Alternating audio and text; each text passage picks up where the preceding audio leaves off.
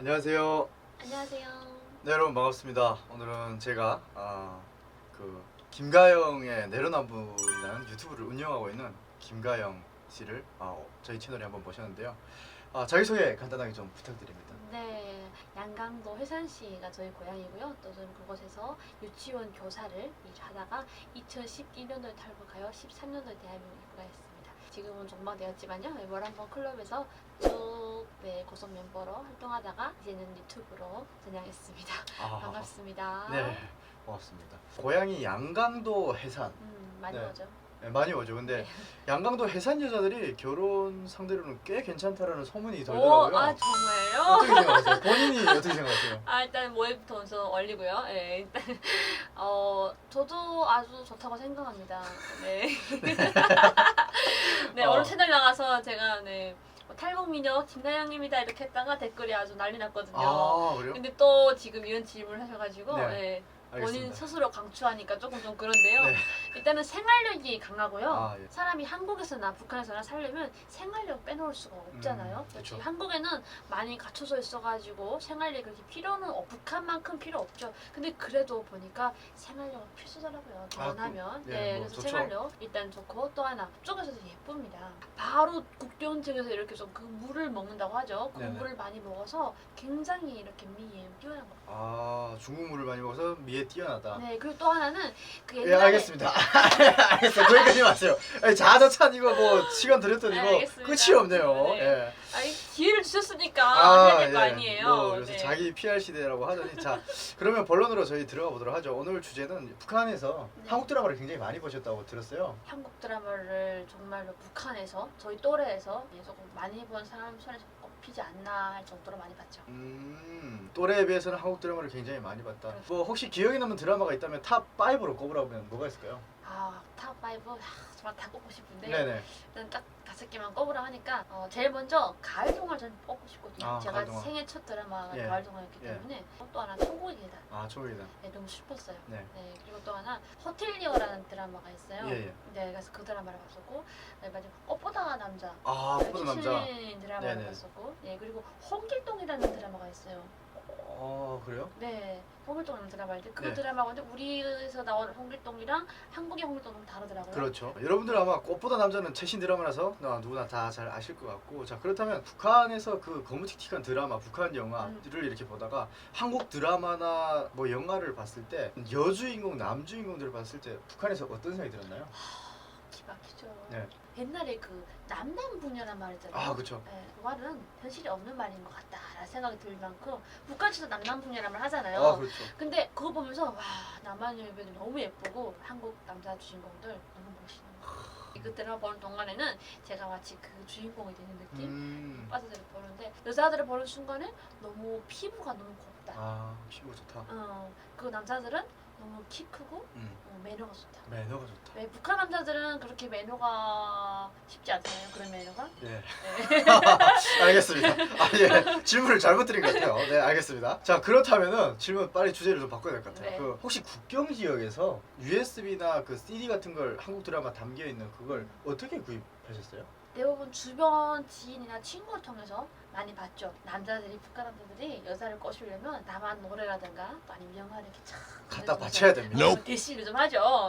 그러다 보니까 제가 예쁘다는 건 아니고요. 네. 그렇게 조금 대시하는 남자들이 아. 줬는데 그렇다고 또 아무거나 막 받으면 미끼가 될 수 있기 때문에 네네. 못 받겠죠. 그러니까 조금 이렇게 아는 친구들이 대시할 때 일단 그 서슴없이 봐서 봤죠. 그러니까 주로 친구들이나 지인들을 지인들, 통해서 그렇죠. 이렇게 믿을 수 있는 경로를 통해서 네. 한국 드라마를 이렇게 주고받고 했다. 자, 그렇다면 만약 그 북한에서 한국 드라마를 보거나 노래를 부르거나 했거나 그러다가 잡혔을 경우에 어떤 처벌을 받게 될까요?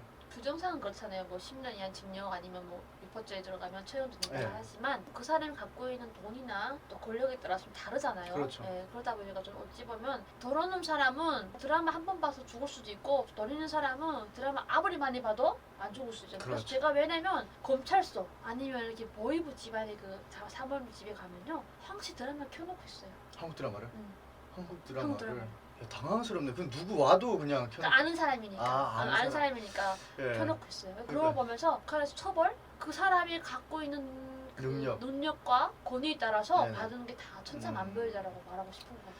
자, 그래서 좀 정리를 하면 그거예요. 돈 있고 권력 있는 음. 사람은 한국 드라마를 뭐 이렇게 좀 막 숨어서 보지 않고, 권력 없고 못 사는 사람들은 숨어서 몰래 보다가 그것마저 걸리면은 징역이나 뭐 처형까지 될 수도 있는데 진짜 골 좀 때리네요. 있는, 예. 자, 다음 질문으로 좀 넘어갈 텐데 너무나도 당연한 대답이 나올 것 같아요. 뭐지? 너무나도 뭐지? 당연한 대답이 나올 것 같은데 뭐지?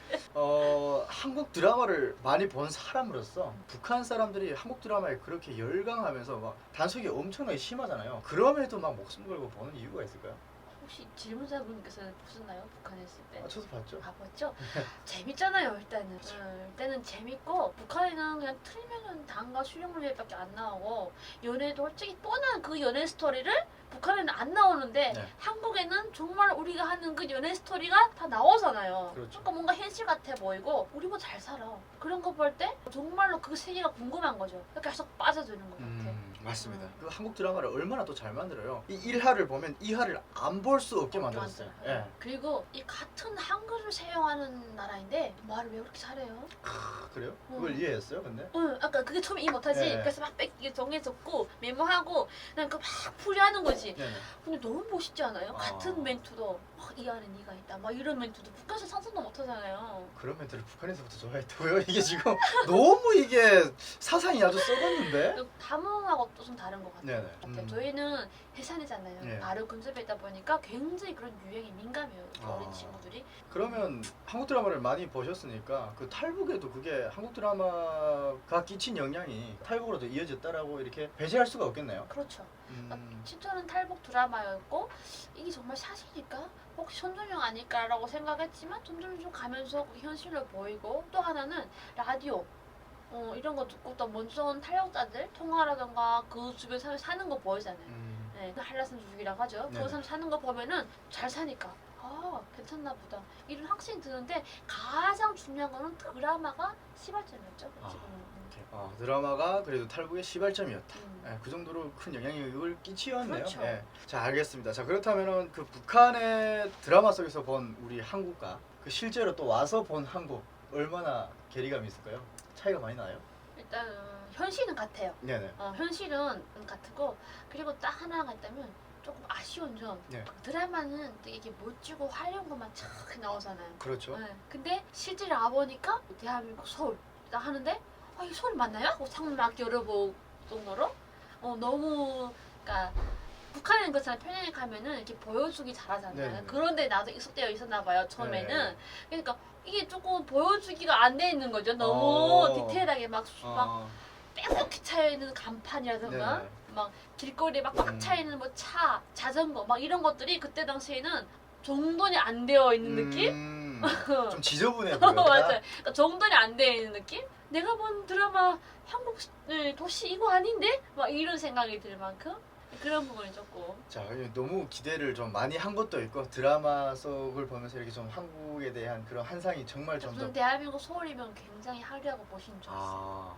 그렇군요. 자, 그렇다면 이제 그 슬슬 마무리할 시간이 된 것 같은데 한국을 먼저 오신 분으로서 고향에 있는 친구들이라든가 뭐 친척들한테 하고 싶은 말이 있다면 니들도 드라마를 봤으니까 뭐 봐라라든가 뭐 아니면 좀 현실적으로 해주고 싶은 말이 있을까요? 뭐 드라마는 현실에 많이 가깝긴 하지만 그래도 드라마는 드라마일 뿐이다. 그래서 조금 너무 한상을 좀 버리고 와야만이 정상화는 좀 도움이 되지 않을까라는 생각이 들고 24시간 너물 찬물로 샤워할 수 있고 흰쌀밥 배불리 먹고 이거면 탈북 결심해야 된다고 저는 100% 확신 짓거든요. 네네. 네, 그래서 저는 탈북해도 나쁠 거 없다고. 후회하지 않는다. 아우 절대로 후회 안 절대로 후회 안 한다. 된다. 네, 알겠습니다. 북한의 기부자 상류층들이 와도 후회하지 않는다. 저는 이 말 하고 싶어요. 자, 알겠습니다. 그러면은 혹시라도 뭐 지금 뭐 유튜브 채널 잘 운영하고 있는데 앞으로 포부라든가 뭐 하고 싶은 꿈이라든가 도전하고 싶은 거라든가 그런 게 뭐 있을까요?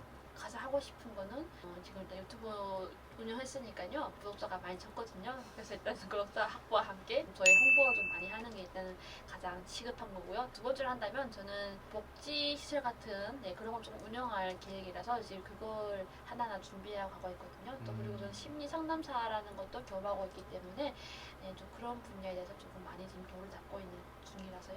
그래서 그런 부분에 대해서 저는 조금 더 보완하고 배워나가는 이게 저희 가장 큰 목표입니다. 그렇군요. 알겠습니다. 뭐 그 꿈을 함께 네, 응원하도록 응원해주세요. 하겠고요. 그리고 오늘 이렇게 가영 씨와 함께 북한의 한류에 대해서 좀 영상을 좀 찍었는데 여러분들도 또 궁금하신 부분이라든가 그동안 또 새로운 부분들이 있었으면 여러분들의 다양한 의견들을 댓글로 남겨주시면 좋을 것 같습니다.